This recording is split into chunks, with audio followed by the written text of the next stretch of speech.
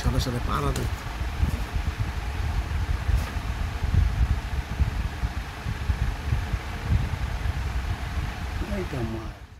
নারায়ণগঞ্জের রূপগঞ্জে দাবিকৃত চাঁদার টাকা না পেয়ে ইউসুফ নামে এক ব্যবসায়ীর হাত ভেঙে দিয়েছে দুর্বৃত্তরা। সোমবার রাতে উপজেলার কর্ণগোপ এলাকায় এই ঘটনা ঘটে। আহত ব্যবসায়ী ইউসুফ জানান, সে দীর্ঘদিন ধরে কর্ণগোপ এলাকায় রহিম মার্কেটে দোকান ভাড়া নিয়ে ভাঙাড়ির ব্যবসা করে আসছেন। কিছুদিন ধরে একই এলাকার চিহ্নিত সন্ত্রাসী শফিক সহ তার লোকজন তার কাছ থেকে 10 লাখ টাকা চাঁদা দাবি করে আসছে। দাবিকৃত টাকা না দিলে প্রাণনাশের হুমকি দেয় তারা। ভয়ে কয়েকদিন আগে 50,000 টাকাও তিনি তাদেরকে দেন। এদিকে সোমবার রাতে বাকি টাকা নিতে তার ব্যবসা প্রতিষ্ঠানে আসে শফিকের নেতৃত্বে তার লোকজন।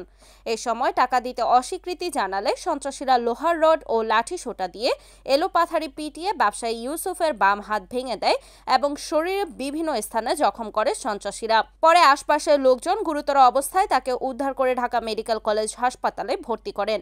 এ ঘটনায় আহত ব্যবসায়ীর স্ত্রী বাদী হয়ে রূপগঞ্জ থানায় একটি লিখিত অভিযোগ দায়ের করেছেন। এ ব্যাপারে রূপগঞ্জ থানার ওসি তরিকুল ইসলাম বলেন, ব্যবসায়ীকে মারধরের ঘটনায় একটি লিখিত অভিযোগ পেয়েছি। অভিযুক্তদের গ্রেফতারের চেষ্টা অব্যাহত রয়েছে।